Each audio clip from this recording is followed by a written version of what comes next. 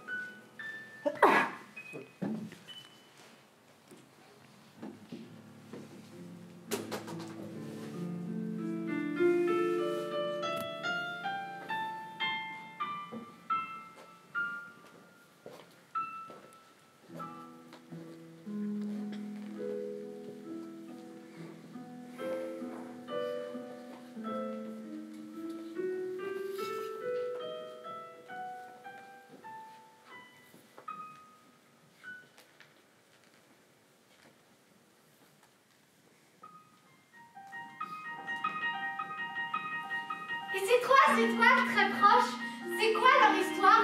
Celle-là, elle forme le baudrier d'Orion, un grand chasseur grec. Il a voulu sa massue et demandait de pouvoir abattre n'importe quelle créature. C'était un demi-dieu? On peut dire ça comme ça. La légende raconte que le roi de Brécie, Irie, souhaitait avoir un fils, mais aucune femme ne voulait lui, ce qui compliquait bien la chose. Il donna donc de l'aide aux dieux. Zeus, Hermès et Poséidon répondirent à son appel. Alors, il organisa pour eux un grand banquet, au cours duquel fut sacrifié le plus beau bœuf de ses troupeaux. Ils mangèrent à foison, festoyèrent jusqu'au petit matin, et surtout, ils burent énormément. Tant si bien que, au bout d'un moment, ils ont envie de faire pipi. Mais les dieux, ils peuvent pas faire pipi. Tout être qui boit est soumis à la dictature de la vessie astride. Bref, ils se soulagèrent dans la peau du bœuf sacrifié et demandèrent au roi Irie de l'enterrer dans son jardin. Et au bout de 9 mois, un garçon sortit de terre. En référence à sa conception, on le nomma Orion. Tu veux dire comme urine? Exactement. Dis-moi, tu n'aurais pas un peu inventé par hasard cette histoire? Non, je te jure, c'est vrai. Très vite, Orion se réveilla très fort.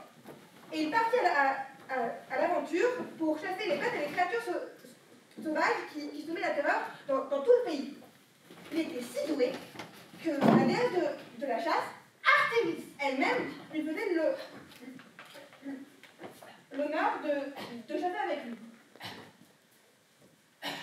Elle lui offrit même un grand chien. Regarde, on le voit ici à ses côtés. Oh oui, il a la truffe toute brillante. C'est Sirius, l'étoile la plus lumineuse du ciel. Dans l'Égypte antique, elle était associée au dieu des morts, Anubis, qui guidait les âmes vers leur destin stellaire.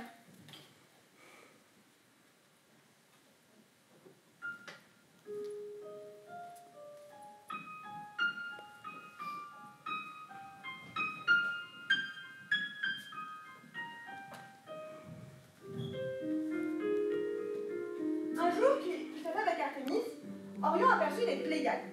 7 magnifiques sœurs en robe blanche et aux cheveux blonds. Il tomba immédiatement sous le charme. Sauf qu'Orion, il ne savait pas trop y faire avec les filles. Une fois fou amoureux, il était moins amoureux que fou. Et il se mit à courir vers elle d'un air patibulaire. Patibulaire? Patibulaire, ça veut dire inquiétant.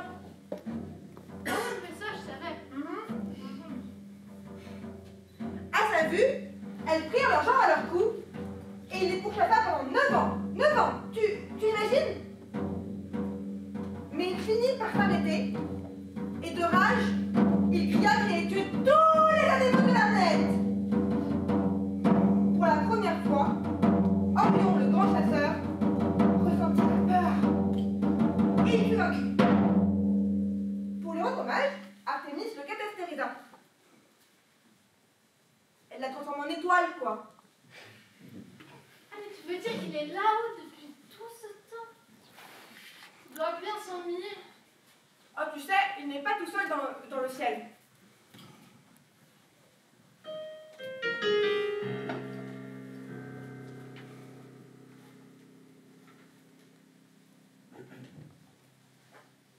Là, tu as vu?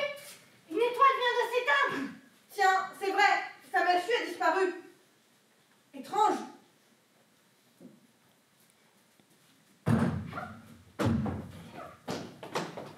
Merde! Elle est passée où? Ça fait des années-lumière que je marche. Si je ne la retrouve pas, je vais être la risée du ciel entier. Apo? Ma petite Apo? Viens voir papa! Apocalypse! Allez, reviens ma fifi, ne fais pas l'imbécile. Si tu reviens, je te ferai plein de caresses. Je te donnerai... Ah, Orion, il me semblait bien avoir reconnu ta voix. Ça m'a surpris. À moins que tu sois attristé ou juste pensif, je ne sais pas. Orion, que se passe-t-il? Rien de grave, j'espère. Non, rien du tout. Je regardais seulement les étoiles. Magnifique, n'est-ce pas? À force, on n'y prête même plus attention. C'est marrant, hein?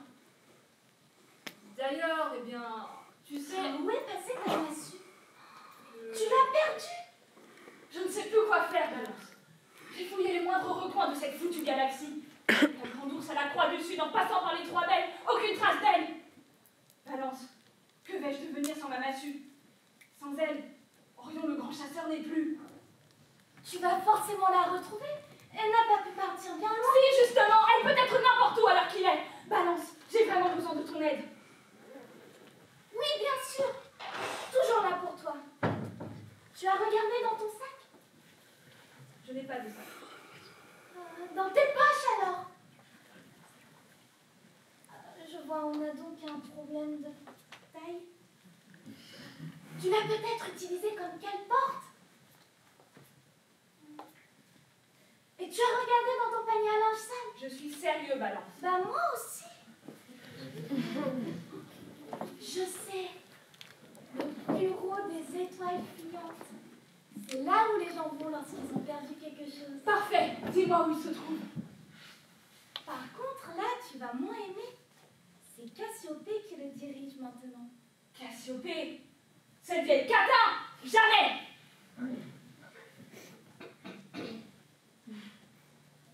N'y a-t-il pas moyen de passer par quelqu'un d'autre? Non, c'est elle qui possède le diadème divinatoire. Et c'est grâce à lui qu'elle peut retrouver les objets disparus. Il ne quitte jamais sa tête. Je suis désolée, Orion, mais pour une fois, tu vas devoir laisser ta fierté de côté et lui demander son aide. Mais tu sais bien qu'elle a la monnaie d'échange de ce maître chanteur.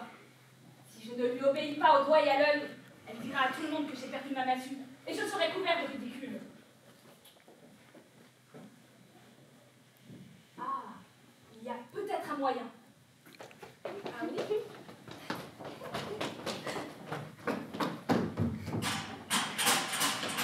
Astrid, tu m'écoutes? Oui, je t'écoute. Tu disais quoi?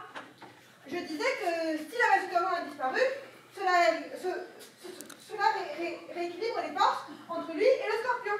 Comment ça? Mais je viens de te le dire.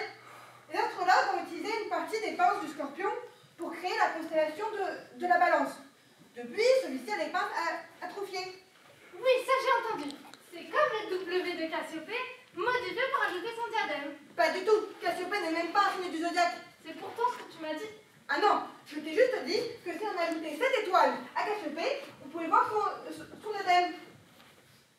Elle a disparu. Ah, tu vois, monsieur, je sais tout, que ça n'a pas rien à voir. Bonjour, mon enfant. Souhaiterais-tu connaître la réponse à toutes tes questions? Non merci, elle n'est pas intéressée. Je t'ai déjà dit de ne pas parler aux inconnus, surtout quand ils sont bizarres. Je lis en vous que vous appréciez les énigmes, jeune homme.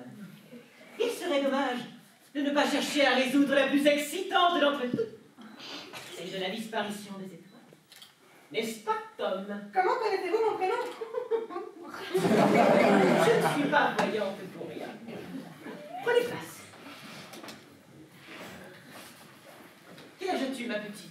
J'aurai 7 ans la semaine prochaine. Et je m'appelle Astrid. Mais ça, vous devez sûrement déjà le savoir. Et vous, jeune homme? Et vous, grand-mère? J'ai 77 ans. 11 ans et demi. Bien. Maintenant que les présentations sont faites, nous pouvons commencer.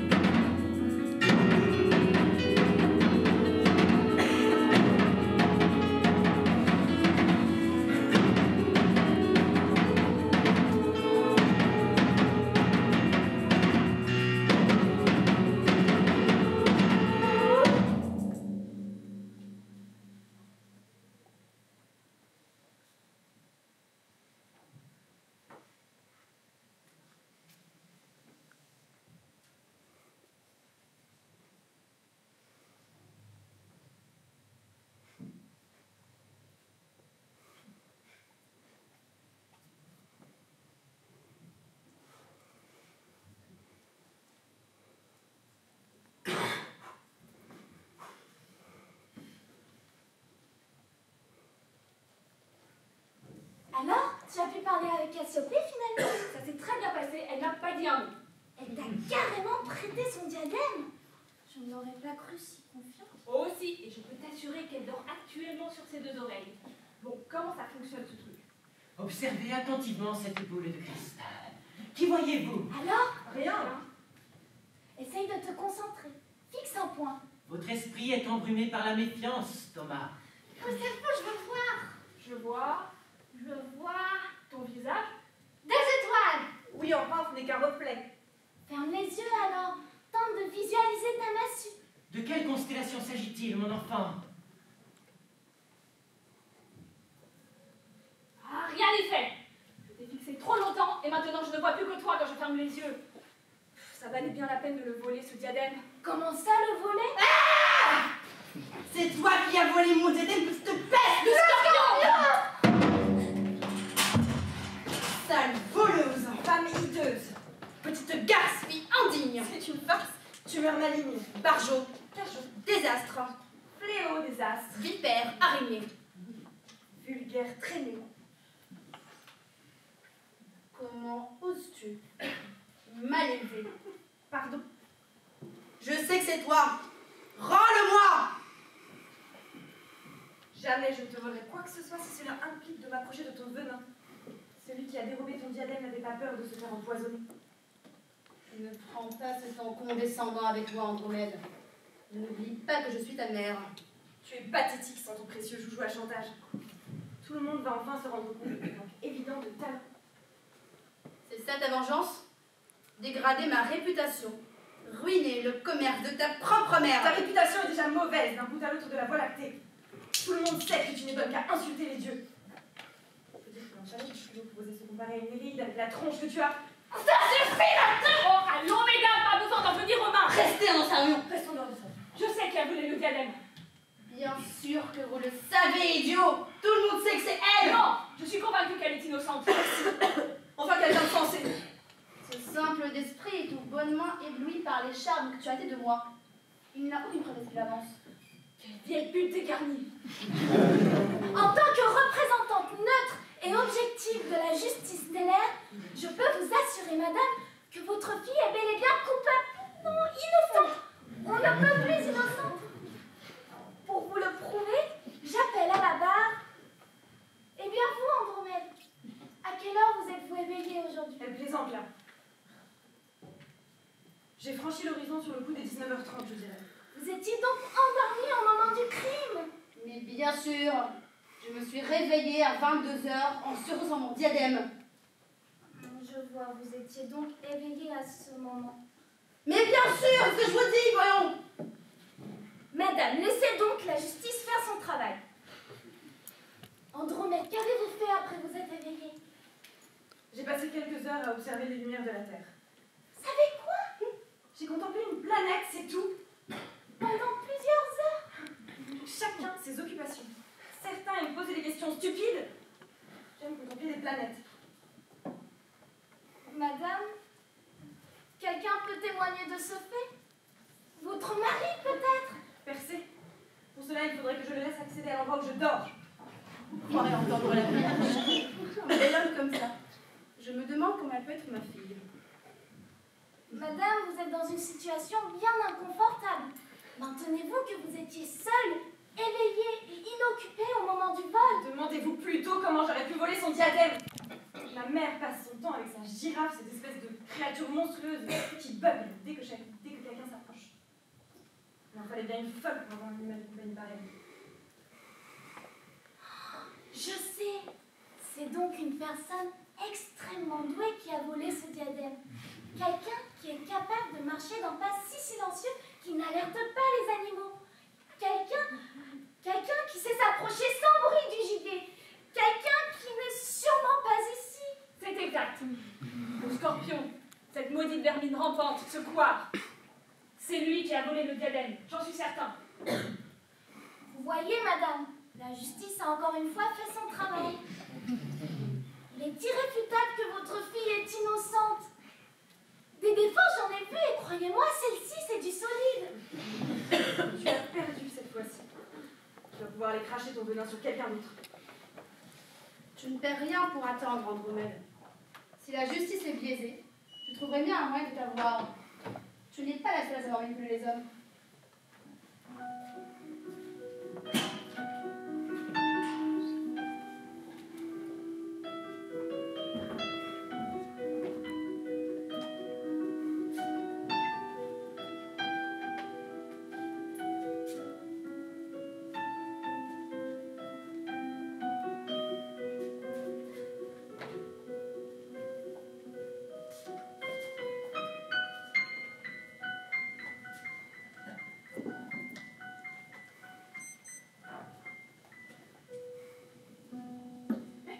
Où est-elle passée?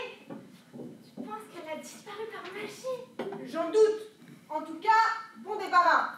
Expliquer la disparition des étoiles avec un vieux bocal à poisson poussiéreux? Non. Ce qu'il nous faut, c'est une explication scientifique et rigoureuse. N'empêche que moi, j'y crois à ce qu'elle nous a dit. Je suis sûre qu'il y a un lien entre Orion et les scorpions. Tu m'as toi-même dit qu'ils étaient unis. Ce ne sont que des histoires, ça, Astrid. Il ne faut pas croire tout ce que tu entends. Mais je l'ai vu dans la boule de cristal. Écoute, Astrid. Les premiers hommes à avoir fait de grandes découvertes concernant les étoiles, c'était les Grecs. Or, les Grecs sont les inventeurs du concept même de logique. Pour résoudre ce mystère, il faut donc que nous soyons logiques à notre tour. Oh, syllogisme! Quoi? J'ai rien dit. D'ailleurs, les Grecs n'étaient pas vraiment un exemple en matière de sciences exactes. Tenez, ils pensaient que toutes ces étoiles étaient fixes et suspendues à une voûte céleste. Oh, bonjour. Professeur Mastirati, docteur en astrophysique, enseignant-chercheur et enquêteur. Amusant, bien. Vous semblez vous interroger sur la disparition de Zeta, Xiphi 3, Eurydice et Rho Cassiopeiae. Moi aussi. C'est un phénomène des plus excitants. Peut-être des plus inquiétants. Que voulez-vous dire? Eh bien, il est peu... Attendez. Avant toute chose, avez-vous une idée de comment meurent les étoiles? Elle s'explose en 1000 morceaux pour former des tas de trucs dans l'espace, comme nous. Nous sommes de la poussière d'étoiles. C'est une façon poétique de voir les choses. Mais la réalité est plus morbide que scintillante. En effet, 97% des atomes qui nous constituent ont été engendrés au cœur d'étoiles mortes dans une fabuleuse explosion. Il y a de cela des milliards d'années, au commencement de l'univers. Mais professeur, toutes les étoiles n'explosent pas, ce ne sont que les supernovas. D'ailleurs, nous n'avons pas vu d'explosion. C'est exact, jeune homme. Tout est une affaire de taille. La plupart des astres sont de la taille de notre Soleil. Un petit gabarit de quelques quintillions de kilogrammes tout de même. Ça fait déjà beaucoup de zéros. Mais pour les étoiles un peu plus enrobées, les premières étapes restent les mêmes. Tout astre est une véritable centrale nucléaire, où se joue continuellement une guerre sans merci entre deux forces opposées. Dame gravité et la force d'expansion énergétique. Chaque fusion de 4 atomes d'hydrogène en un d'hélium se traduit par une perte de masse qui entraîne un rayonnement et un gonflement. Mais l'attraction irrésistible de la gravité permet le rapprochement à l'origine de nouvelles fusions. Et quand tous les atomes d'hydrogène se transforment en hélium, Alors l'expansion s'arrête. Et sous le poids de la gravité, le cœur s'effondre sur lui-même. La pression augmente. Il commence à faire chaud là-dedans. Les héliums se rassemblent en triplet et bam! Ça fait du carbone. Quand tout est devenu carbone, alors l'expansion s'arrête. Et à nouveau, la gravité prend le dessus. Elle vient comprimer ce cœur qui, sous l'effet de la chaleur, brille de mille feux. C'est la naine blanche. Mais 10 puissance 30 kilos, ça ne suffit pas pour être une star. L'attraction ne sera jamais assez forte pour permettre de nouvelles fusions, et l'étoile s'éteindra à petit feu sous l'effet du refroidissement, jusqu'à devenir une naine noire. alors c'est ça, les étoiles disparues sont en fait des naines noires. Non, ce serait trop simple comme solution, trop décevant. L'univers est encore bien trop jeune pour assister à la mort d'une étoile de cette façon. Mais professeur, je me disais, pensez-vous qu'il puisse s'agir d'un trou noir? Il aurait pu absorber plusieurs étoiles d'un coup.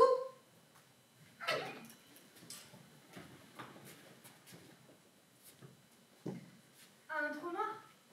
Un astre dont la vitesse de libération est supérieure à la vitesse de la lumière. C'est quoi la vitesse de libération? Eh bien, c'est la vitesse qu'un objet doit atteindre pour pouvoir échapper au contrôle de l'astre. Mais rien ne va plus vite que la lumière. Et donc, Donc rien ne peut échapper à son attraction.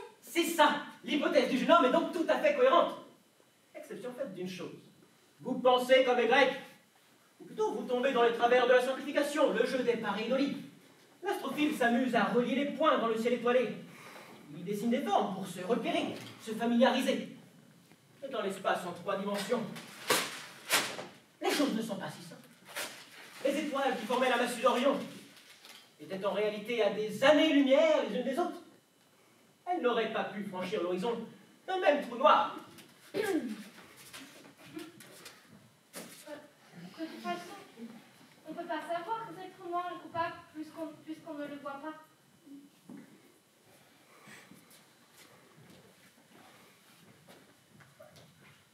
Orion, est-ce vrai que tu as vu le scorpion s'enfuir avec le diadème?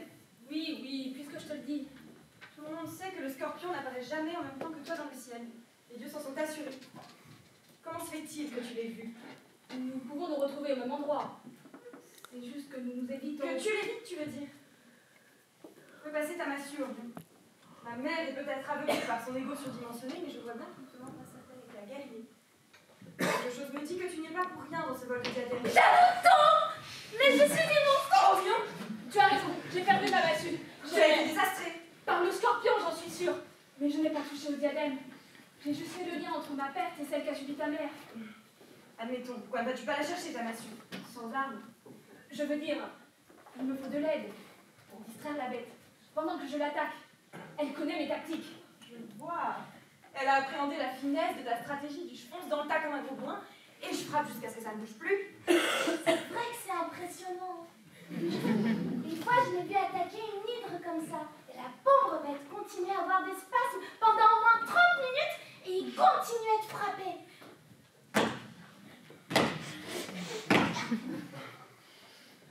Écoute, Orion, je sais que tu m'apprécies et que tu as essayé sincèrement de m'aider tout à l'heure. En retour, je te propose un marché. Je pourrais m'empresser de t'accompagner à affronter le scorpion. Vous la battez. Tu récupères la massue qui t'est si chère et tu me ramènes le diadème. On dit gagne. J'espère que tu ne cherches pas à me manipuler pour te venger de ta mère. Je ne cherche pas à me venger. Je veux seulement l'empêcher de nuire à nouveau. Tu sais comme moi qu'elle fait du mal à bien des constellations en utilisant son diadème pour les faire chanter. Ensemble, nous pouvons l'arrêter. Dis oui, Orion. On croirait entendre le début d'une épopée. Tu as peut-être raison balance. Il est grand qu'Orion redevienne le grand homme qu'il était. J'accepte ton marché, Andromède. Dois-je quand même demander à Persée de t'accompagner? Persée? Oui, il fera l'affaire.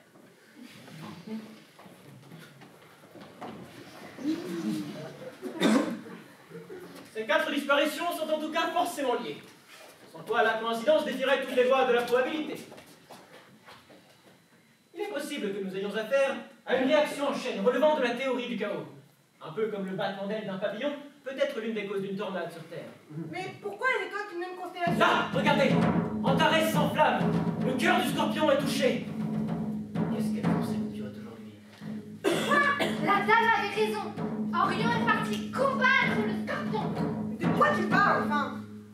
Professeur, qu'est-ce que ça signifie? Je ne sais pas, Tom. Antares est vouée à exploser depuis bien longtemps. C'est une supergéante en fin de vie. Ce qui m'intrigue, ce sont ses battements. Il est tout à fait normal que la lumière de l'astre s'intensifie en phase de fusion et diminue en phase d'expansion. Mais ce processus prend normalement plusieurs années avant d'être notable. Mais de toute façon, nous observons des événements qui sont produits il y a très longtemps, puisque ces étoiles sont à des années-lumière de nous. Exact. Donc, si des étoiles très éloignées de nous et très éloignées entre elles nous paraissent clignoter ou s'éteindre quasiment en même temps, c'est sûrement que le problème ne vient pas d'elles. Il vient de nous alors? De nous, ou bien de notre perception de la lumière. La lumière est joueuse et prompte à créer des illusions d'optique. Comprenez bien les enfants, qu'en physique, on ne peut pas toujours se fier à ce que l'on voit.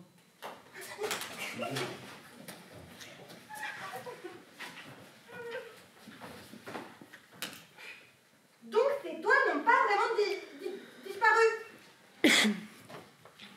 Professeur? Mais où est-il passé?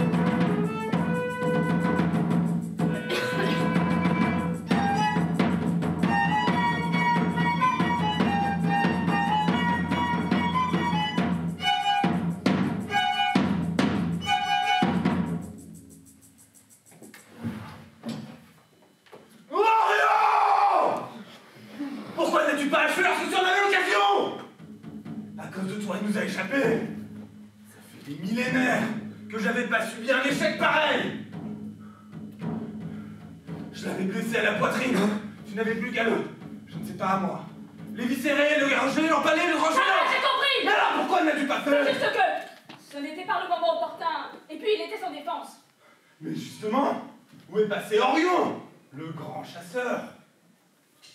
Mais pourquoi es-tu venu avec un couteau de cuisine pour seul équipement? Où est ta célèbre massue? Je l'ai envoyée chez le réparateur. Un réparateur de massue? C'est ce que j'ai dit. On a fouillé la tanière de fond en comble. Si Diana y avait été, on l'aurait forcément trouvé. C'est exact. La sale bête a dû se cacher avec. Tu ne crois pas qu'on l'aurait vu dans ce cas-là? Ton accusation ne tient pas debout, Orion. Ne me dis pas que l'on s'en est pris à une bête innocente dans le seul but d'assouvir ta petite vengeance. Je ne cherche pas à me venger. C'est juste que... quoi? Tu cherches à faire oublier ta couardise d'antan? Ce serait oublier ta couardise actuelle. Arrête de me mentir. Je te dis que je ne sais pas où est ce foutu diadème.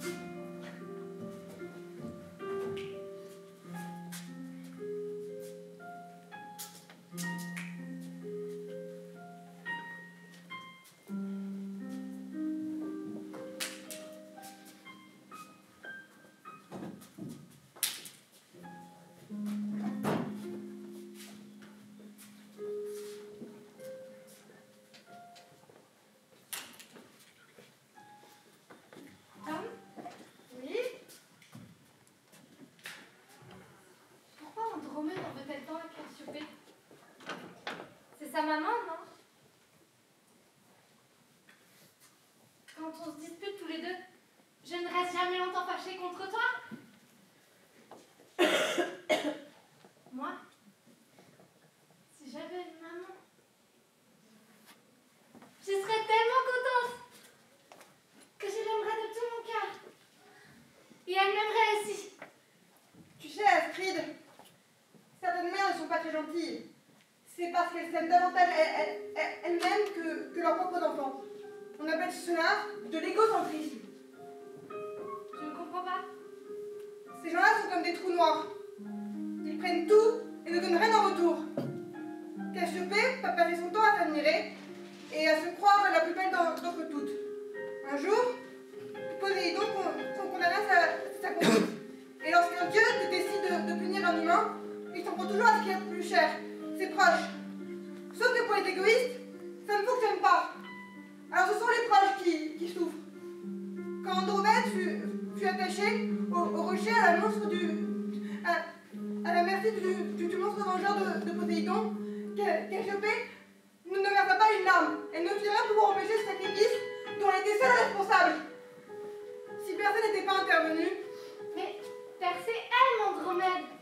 C'est son héros.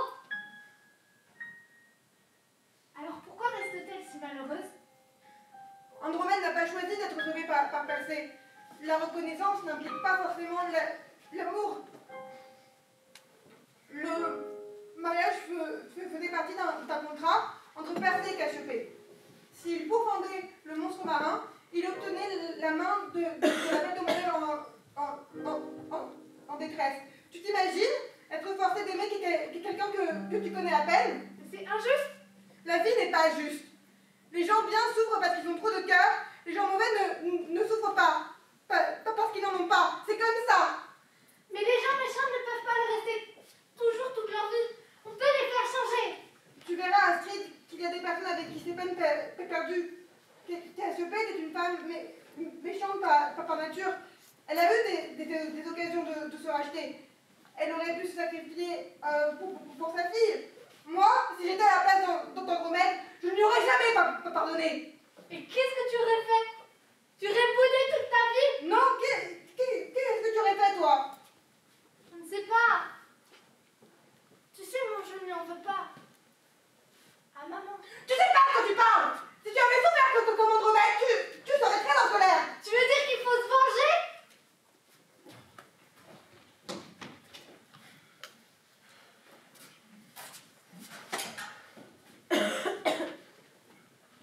Orion, ça y est, tu as récupéré le diadème.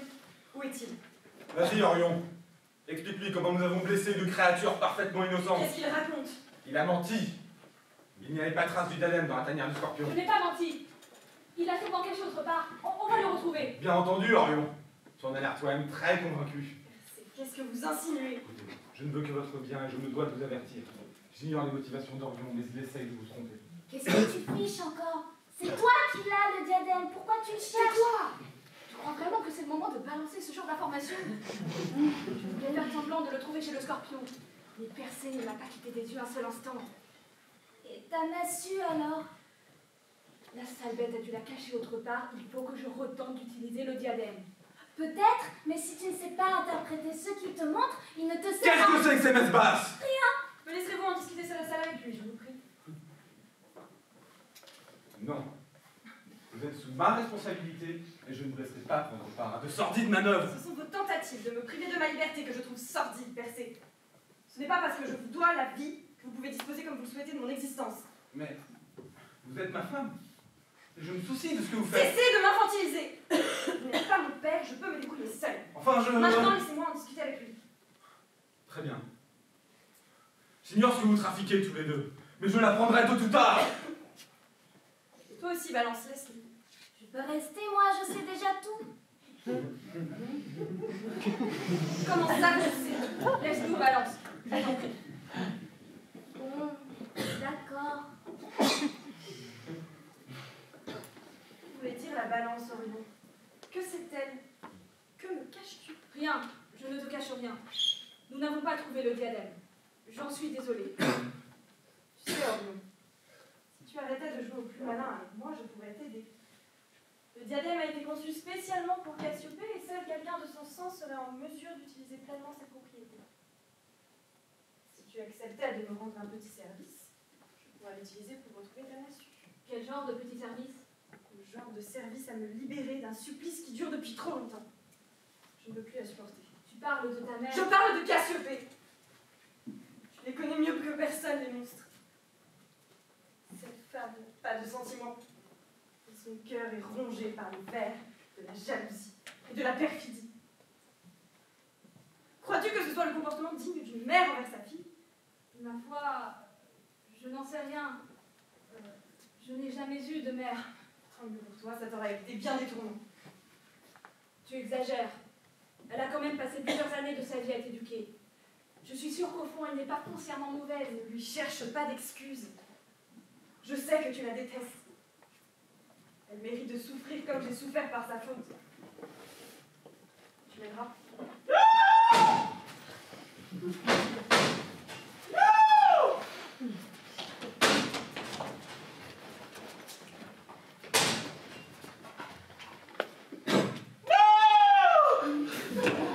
Mais si, te dis-je, tu vois bien que ça n'a aucun sens.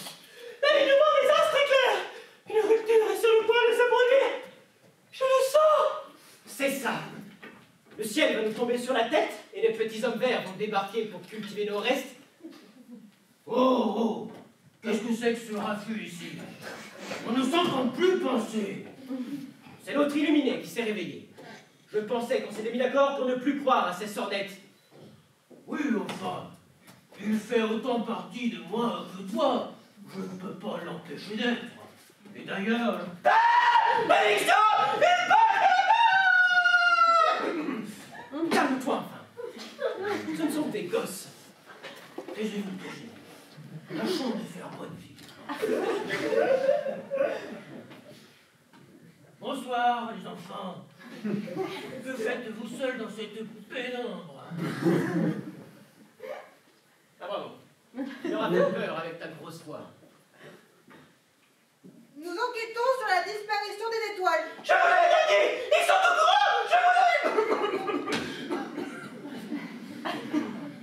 Je me présente, Maître Triboca, astrologue de profession. Ex-astrologue. Oui. Pour être tout à fait honnête, je traverse une légère phase de doute cartésien. Nous appliquons la méthode zététique aux théories astrologiques. Pour le moment, nous avons seulement réussi à démontrer que, du fait d'un mouvement de précession de l'axe de rotation de la Terre sur elle-même, il se crée un décalage entre les constellations et les signes du zodiaque. De toute façon, les horoscopes, c'est du pipeau. Oh, attention, on ne va faire d'amalgame. Les horoscopes de presse sont réalisés par des charlatans, des entreprises de divertissement. L'astrologie que nous pratiquons est fondée sur des théories concrètes et un savoir millénaire, à l'origine même de nos sciences modernes. Tenez, Johannes Kepler lui-même, grand astronome qui a étudié la trajectoire des astres, mathématicien officiel du Saint-Empire, était un astrologue convaincu et il établissait cette belle distinction. Oui, enfin, on peut avoir des théories concrètes et un savoir millénaire sur le pouvoir aphrodisiaque des gruyères à trous carrés. Ça n'en fait pas une réalité. On n'entend plus la petite voix. Je suis sûre qu'elle avait des choses importantes à nous dire. Estimez-vous heureux. D'habitude, on ne l'arrête pas. Merci, ma petite. Tu es bien gentille. Il n'est pas facile de se faire entendre ici. Le ciel est effectivement bien perturbé ce soir. Que se passe-t-il? Vois-tu, la constellation d'Orion est essentielle dans la lecture astrologique du ciel. Et en particulier, ces deux astres les plus brillants, Bételgeuse et Rigène. Bételgeuse, la lumineuse, rougeoyante à la base du bras armé du grand chasseur. Et Rigène, naine bleue au pied d'Orion, plus calme et plus réfléchie, qui nous indique la part rationnelle de l'être. Enfin, c'est complètement biaisé. Bételgeuse pourrait tout aussi bien être de l'eczéma à l'aisselle. Et j'ai une verrue plantaire. C'est clair. Mais laissez-le parler, il n'avait pas fini. Oui, oui, elle a raison. Restons respectueux, je vous prie. Toute voix a le droit de se faire entendre. Voilà où je veux en venir. D'ordinaire, il y a toujours l'une de ces deux étoiles qui prend le dessus. Ce soir, pourtant, elles sont toutes les deux prédominantes, et qui plus est, parfaitement alignées dans la diagonale du corps d'Orion, si bien que le pauvre chasseur se trouve déchiré par une force contraire. D'un point de vue astrologique, cela traduit une hésitation insoutenable sur ce qu'il convient de faire. De plus, l'association du pragmatisme et de la puissance violente est caractéristique d'un brusque climat de vengeance. C'est cela que je crains. C'est ça. Orion est déchiré entre deux forces. Il ne sait pas s'il doit aider Andromède dans sa vengeance contre sa mère. Ridicule. Mon papa m'a toujours dit que la vengeance n'est pas une solution. Arrête d'embêter ce monsieur, enfin ces messieurs avec l'histoire, Astrid.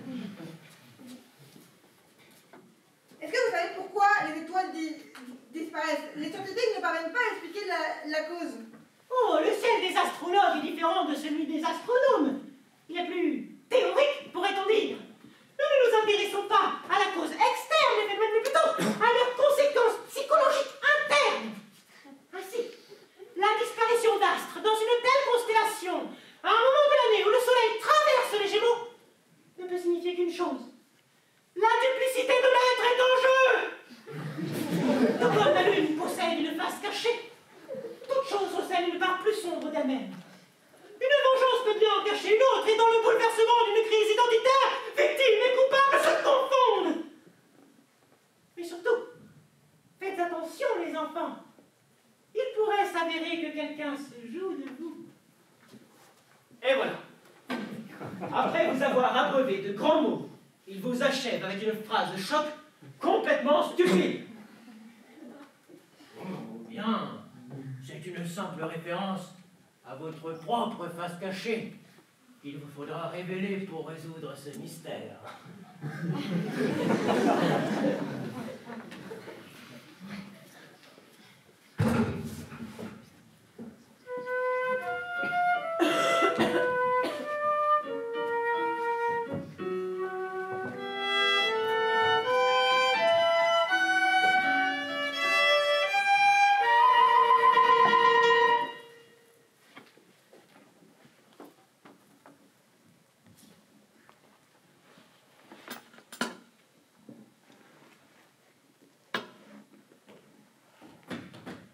Tu en fais une tête. Andromède a encore repoussé tes avances, c'est ça? Quoi? Mais pas du tout. Qu'as-tu là-bas? Je dois faire un choix difficile, Balance. Comment ça? Pourrais-tu planifier l'exécution de quelqu'un qui t'a enfanté, qui t'a élevé? L'exécution? Je sais bien qu'elles ont des différends. Mais certaines personnes donneraient tout pour avoir une mère, même une marâtre. Là, ça va aller. Cède à la colère. Mais dans quelques années, elle pourrait le regretter amèrement. La voie sur laquelle elle s'engage est sans retour. Et moi, dans tout ça, si je l'aide, je deviens un criminel. Et alors je ne vaux pas mieux que Cassiopée. Ah, tout ça concerne donc Cassiopée. Je m'en doutais. Cassiopée a certes commis un crime affreux. Elle mérite pour cela tout le mépris du monde. Et de là à la soumettre au même châtiment, œil pour œil, dent pour dent, sacrifice pour sacrifice, tout ceci est absurde. Châtiment? Sacrifice? Tu me fais peur, Orion. Mais tu ne comprends pas, Balance! Ce qu'on me demande, c'est un meurtre! Quoi?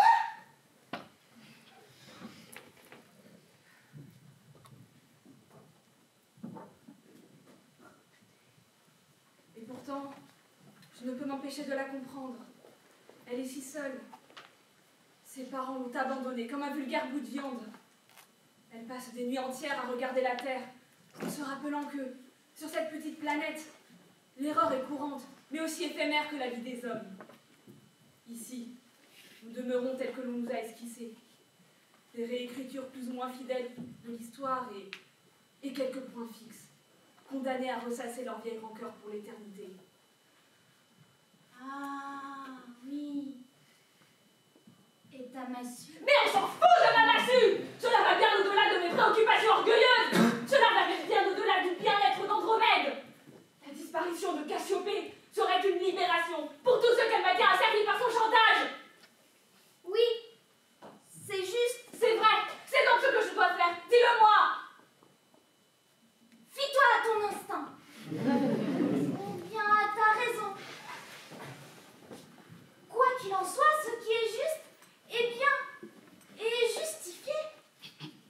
Enfin, c'est juste que si tu ne suis pas ta raison, demain ton cœur aura toutes les raisons de te plonger dans la rancœur. Mais justement, s'il s'agit selon ma raison, cette même raison me le fera regretter amèrement. C'est un cercle vicieux. Juste ciel, tu as raison. Orion, je ne sais pas quoi te dire, aide-moi. Mais tu n'es pas croyable! La justice terre a foutu de comprendre la gravité des choses! Espèce d'incapable, tu me désoles! Puisque c'est comme ça, je vais rendre la justice moi-même!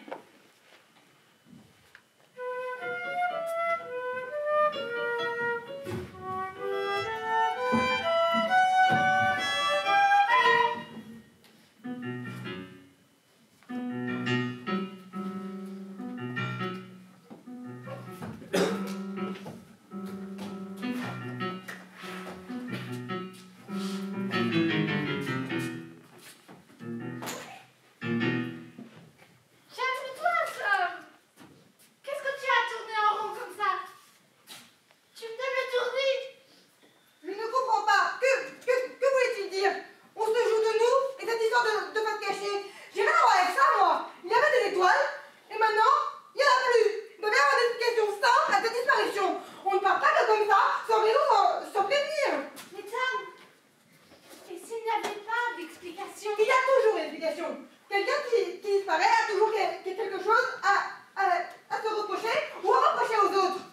Tu sais, des fois les choses arrivent, c'est tout. Et même si ça ne nous fait pas plaisir, on ne peut rien y faire. Qu'est-ce que tu en sais?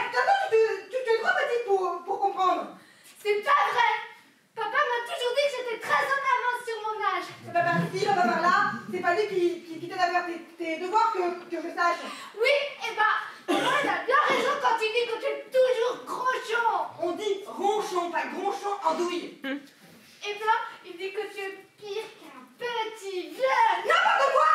C'est impossible ça! Qu'est-ce que tu as déjà à me contredire? Tu te ranges toujours de son côté alors que ce type n'est jamais là! Ce type, c'est notre papa. Les liens du sang ne suffisent pas à faire un papa!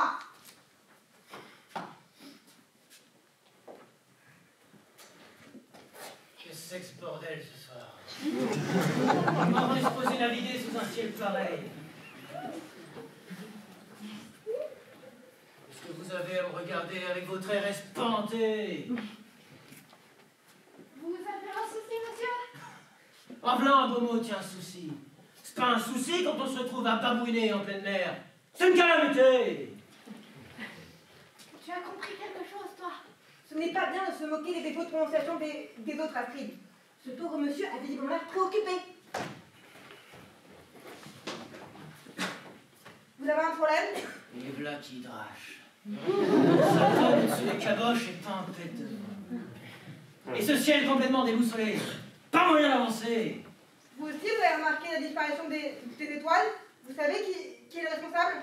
Mes gars sont peut-être tous esquichés dans la cale à trembler comme des capons. Mais moi, je parle des qu'un. Je vais le retrouver, le saligo, et le mettre en sac.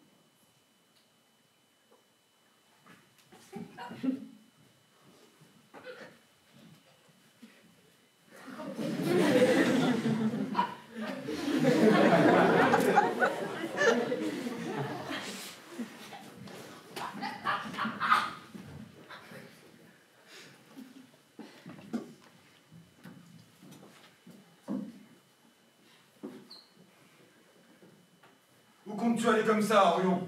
Qu'est-ce qu'il y a dans ce sac? Il est encore temps de tout avouer, Orion. Dis-moi ce qu'il y a dans ce sac. Rien, laisse-moi passer. Maintenant tu vas arrêter de te payer ma tête. La balance m'a tout raconté. Quoi? Balancer, c'est tout ce qu'elle sait faire.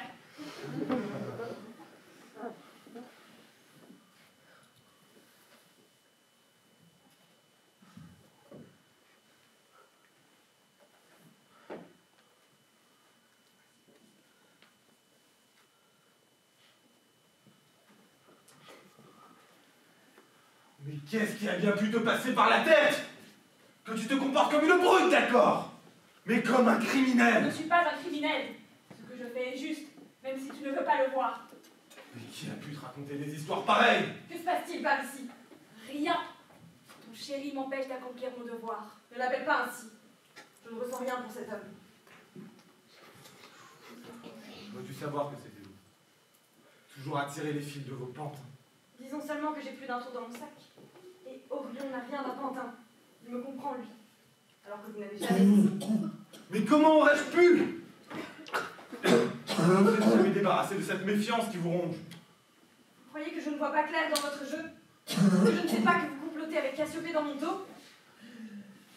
Vous êtes tellement persuadé que l'on vous fait du mal. Quand cesserez-vous d'en vouloir à l'univers tout entier? Cassiopée vous semble vraiment être une complotiste. Regardez à quel état vous avez réduit votre propre mère. Tout ce que je veux, c'est votre bonheur. Et le sombre dessein que vous avez formé ne vous apportera rien de bon. Bonheur? Je n'ai jamais été qu'un fardeau pour vous. Dès que vous le pouvez, vous fuyez vos responsabilités. Vous partez accomplir une quête, puis une autre. Tandis que je reste seule à vous attendre. Croyez bien que je n'apprécie guère de vous voir vous lamenter sur votre sort en permanence. Mais dès que j'approche, vous me repoussez. Il suffit! Ce n'est ni le leur, ni le lieu pour discuter de cela. Mais enfin, Vous me donnez le- réveillez-vous, Persée! Prenez le temps d'observer la Terre un de ces soirs. Vous constaterez bien vite que les idées de votre temps en Grèce sont depuis bien longtemps révolues. Qu'est-il arrivé? Pourquoi le mettre en sac? Ou bien vendre des esgourdes, mon petit. Parce que je le dirai pas des fois. S'il y a du grabuge dans le ciel, c'est quelqu'un à côté, il s'appelait pas au très haut. Et sur la tête de ma mère, tu es son âme. Je vais le retrouver, et faire la peau, le fumier. J'ai voulu me venger, voilà ce qui est arrivé. J'entends, mais qu'allez-vous le faire concrètement? On laisse pas mariner la poiscaille, nous autres. Si les étoiles disparaissent, c'est que le ciel est content. Pour ça, faut trouver un coupable. Faut le calmer avant qu'on brille tous au charbon, avec le ciel qui tombe sur le coin de la Troie. Et sur ce rafio, c'est moi le cabestan. On va saisir un maudit cul goudronné et le faire expier. Tu mérites de mourir 1000 fois pour ce que tu m'as fait. Je ne comprends pas! Un sacrifice, pardi! Les petits culs terreux dans ton genre, on les met en sac et on les jette à la mer. Si t'as quelque chose à te reprocher, tu coules, mon poulet. Pigé? S'il faut que tu expires, pour que je puisse enfin respirer librement, alors soit! Stop! Laissez-la vivre pour rien! Lâchez-moi! Je n'ai rien à voir avec l'histoire de disparition! Vous trompez de personne! Tu m'as toujours haï sans raison! Tu fais ton fier à filer partout, et je crois bien que tu caches de la culpabilité derrière ton air de temps. J'ai rien fait pour mériter ça, tout est ta faute! C'est toi qui l'as fait partir, hein? Qui veut une explication? Regarde-toi un peu dans le miroir! Tu vois qu'il blanc comme neige, mais t'es qu'un sale mort, Non! Arrêtez! C'est pas moi! Elle est partie sans rien dire! Je ne pouvais pas savoir! C'est elle! C'est elle qui m'a fait du mal! Lâche-moi abandonné! Pourquoi? Pourquoi t'es partie? Pourquoi tu m'as laissé, maman? J'avais pas le droit de faire ça! J'avais pas le droit! Et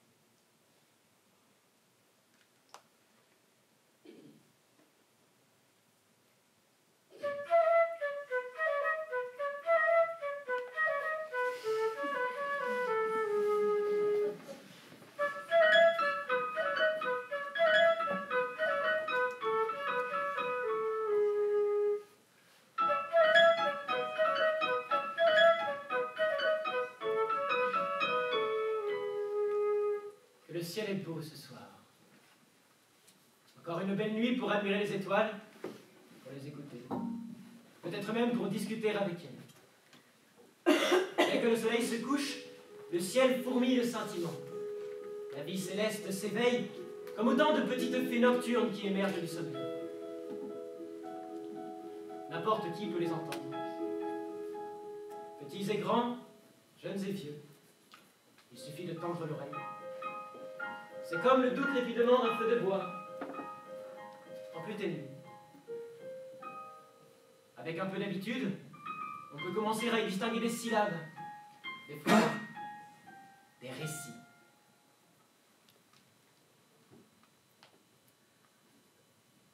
Ce soir, pourtant, elle reste curieusement silencieuse. Leur éclat est permis. Un voile de deuil semble recouvrir leur blancheur laiteuse, comme si elles assistaient impuissantes à la mort de leur consoeur.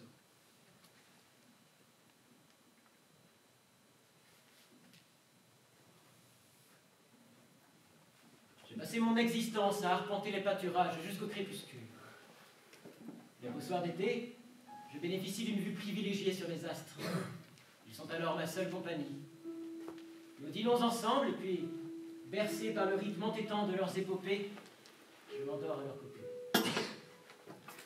Je les côtoie encore dans mes songes.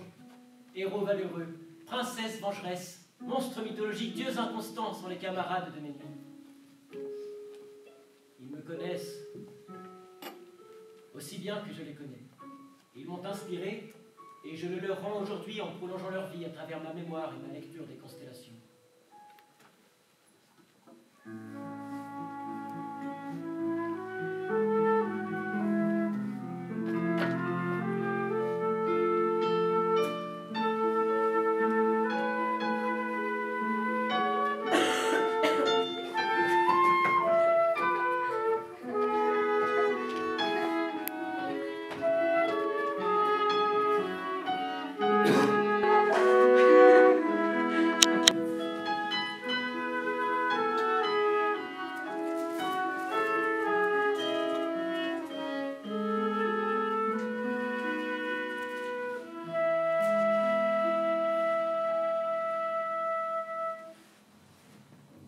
Déjà remarqué à quel point le ciel nocturne constitue un reflet de notre âme? Il est si facile de projeter nos pensées sur ce canevas constellé. Il ne tient qu'à nous d'accepter ce matériau mythologique pour ce qu'il est. Un gigantesque miroir. Le ciel est un théâtre grec où se joue sans cesse une pièce cathartique. En l'observant, nous en devenons les metteurs en scène. Et les étoiles sont malicieuses. Elles se prennent vite au jeu et incarnent bien souvent les peurs qui hantent nos nuits. Leur disparition n'est alors que le sombre reflet de nos propres pertes. Elles meurent? Non. Elles se sont juste égarées sur des chemins obscurs, dans des replis de la toile céleste cachés à nos yeux. Si vous les écoutez, elles vous diront qu'elles sont fortes, qu'elles brilleront à jamais. Mais elles sont plus faibles qu'elles ne le laissent apparaître, et elles ont parfois besoin que l'on ravive leur flamme. Au sein de la nuit, il ne faut pas laisser ces points de repère, ces fidèles compagnons de nos vies se faire engloutir par l'obscurité. Il nous faut veiller sur cette famille, si lointaine et si proche à la fois, et souffler sur les braises d'espoir qui teintent nos rêves. C'est des bêtises. On ne peut pas les faire briller. Et on peut encore moins rallumer une étoile morte. Surtout que des fois, c'est de notre faute si elles sont éteintes. Il y a une cause complètement et simplement humaine. Il faudrait tant qu'elles reviennent, mais c'est trop tard. Il ne faut jamais perdre espoir, jeune homme. Dans ton cœur, ces lumières peuvent vivre et perdurer éternellement. Qui plus est, dans le monde extérieur, nous continuons à recevoir la lumière d'une étoile morte des milliers d'années après sa disparition. Même quand cette lumière s'est éteinte pour de bon, la poussière d'étoiles mortes donnera naissance à de nouveaux objets célestes. De nouvelles étoiles, des nuages de gaz magnifiques, des planètes. La vie elle-même en est issue. Il ne peut y avoir de lumière sans obscurité ou de vie sans mort. Il faut accepter ce fait avec sérénité, pour que les coins les plus obscurs du ciel sentent le plus bel. Vraiment? Vous croyez? Et bien sûr. Sers-toi de la sagesse qui dort en toi. Conclue l'histoire. Rejette toutes les mauvaises humeurs qui en suintent n'en gardent que le positif. Ton ciel sera alors plus sublime que jamais, et tes nuits baignées d'une clarté réconfortante. Alors, petite, il est grand temps de rallumer les étoiles, tu ne crois pas?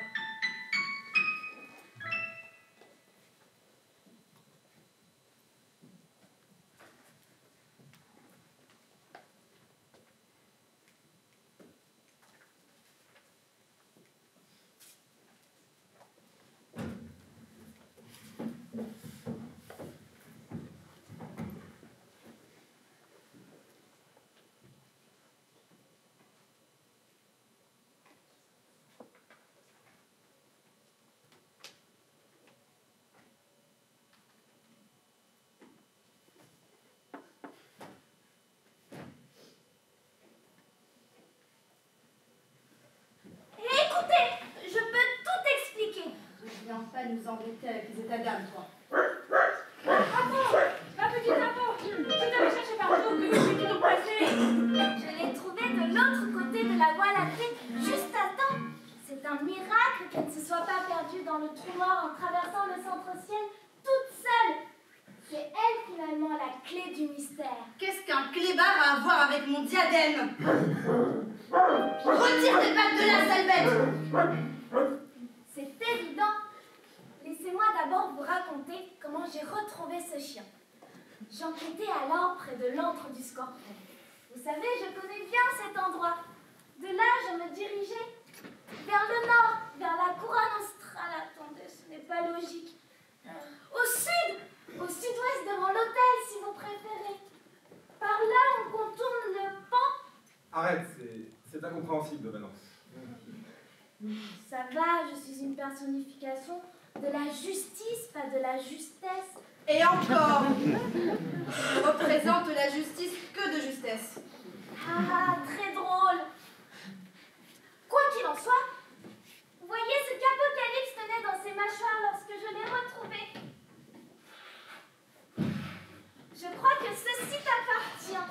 Orion, je crois que tu nous dois une petite explication. Eh bien, crachez le morceau, Orion. Si ce caniche hirsute et cette arme préhistorique ont un lien avec les dont je suis victime, je tiens à le savoir. Ce petit manège a assez duré. Très bien, très bien. Vous voulez une explication? Je m'ennuie à mourir ici. Le décor est toujours fixe. Un véritable désert pour ma soif d'aventure. Sur Terre, au moins, j'avais des occupations. Courir après des jeunes filles, massacrer l'intégralité de la faune locale. Ne commencez pas. Bref, je me divertis comme je peux. Maintenant que je suis épinglée sur ces ténèbres infinies. Arrête de tourner autour du pot. Non, pas maintenant, Apo. Je n'ai pas envie de jouer. Tout doux. Voilà ce que je voulais vous dire. Vous voulez rire? Vous jouez à la baballe avec votre chien. C'est ça votre grand secret? Mais vous êtes d'un pathétique, mon pauvre. Je vous rappelle que vous passez votre temps à arnaquer les gens avec un diadème qui ne fonctionne même pas. Vieille pipe! Comment ça qui ne fonctionne même pas? Qu'avez-vous fait de mon diadème? Attendez un peu, je ne suis pas sûr de comprendre. C'est quoi cette histoire de babal? Orion, seul suite à sa cuisante défaite contre le scorpion, est couvert de honte. Merci Balance, toujours le mot juste. De rien, je ne fais que mon devoir. Orion s'ennuie ferme. Pour égayer ses journées, il lance sa massue au loin, attend que son chien la lui rapporte. Mais cette fois, il la lance un peu trop fort, si bien qu'il se désastre.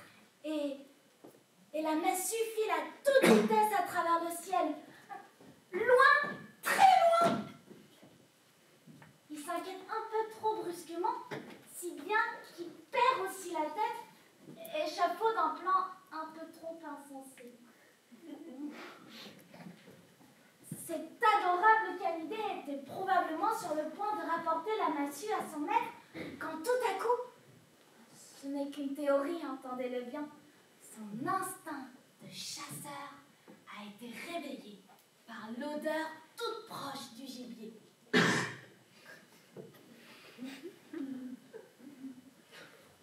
Pensez-vous qu'il y ait l'idée de placer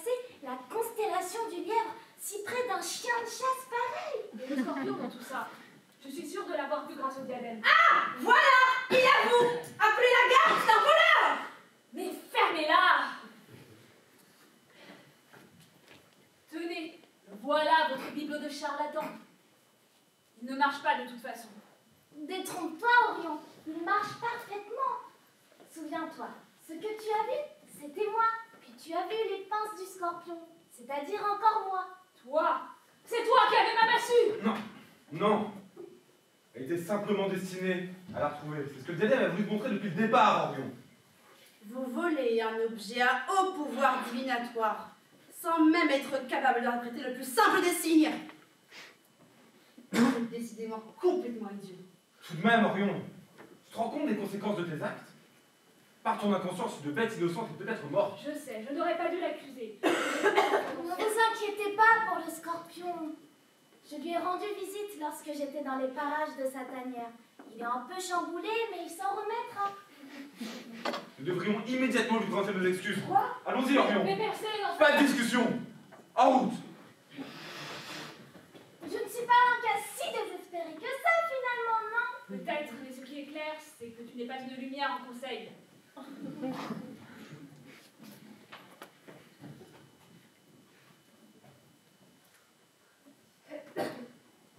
Voilà. Quoi? J'imagine qu'on est quitte, non? Comment ça? Jamais! Ah, maman, fais un effort pour une fois! Comment tu m'as appelé? Cassiopée, comme toujours. Voilà des années que je ne t'avais pas entendu le dire. C'est ton prénom pourtant. Bref, je disais on est quitte, non? J'imagine qu'on peut dire ça, oui. Sache néanmoins que je n'approuve toujours pas le commerce que tu fais de la naïveté des gens. Et toi, sache que je n'approuve pas que tu refuses ton lit à un homme comme Persée. Moi, à ta place, Je me préviens de ne pas savoir ce que tu ferais à ma place. Merci.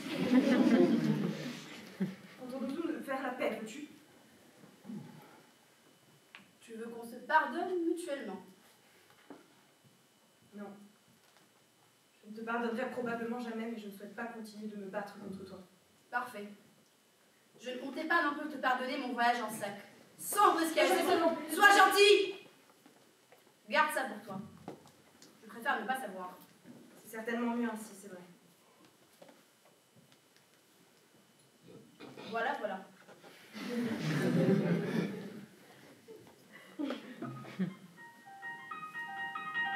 Tiens, regarde au loin. Orion a retrouvé le sourire en même temps que sa massue. C'est vrai qu'il a pu fière allure comme ça. Ces astres se réalignent tranquillement, comme si la main pleine de sagesse d'un de nos anciens dieux le catastérisait une seconde fois.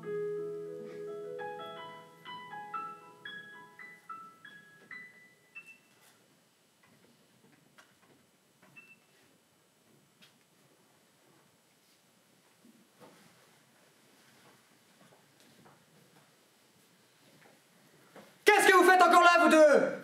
Ça fait 1 heure que le planétarium a fermé ses portes. Allez, filez avant que j'appelle la police. Vite, Tom, papa va sûrement nous chercher. Vous voilà enfin. Papa!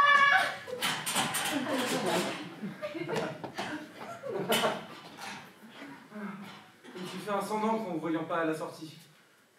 J'ai même fini par demander au gardien de vérifier s'il restait quelqu'un à l'intérieur. T'étais passé où? Je suis désolé les enfants, j'ai reçu un appel urgent, j'ai... C'est pas grave, quoi. Bon, rentrons. Ce soir, je fais des pâtes. Des pâtes? Tu me fais toujours des pâtes. Et en plus, elles sont tout le temps collantes. Bien. Je tenterai de vous surprendre ce soir. Alors, c'était bien ce planétarium? Oui, Tom me racontait les histoires des constellations. Et puis moi, je les imaginais. C'était drôle. Et d'un coup, j'ai eu un peu peur. Et alors là, Tom, il C'était très instructif. On y retournera ensemble si tu veux. Tu sais, papa,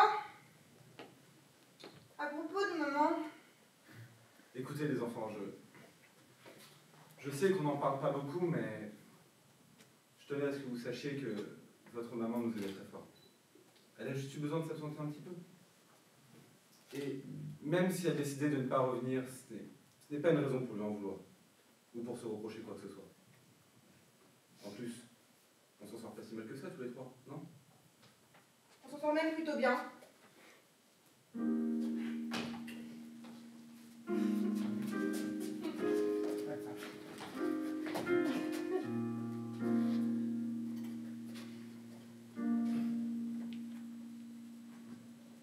Il était quand même bizarre, ce monsieur. Quel monsieur, Astrid? Le monsieur du planétarium.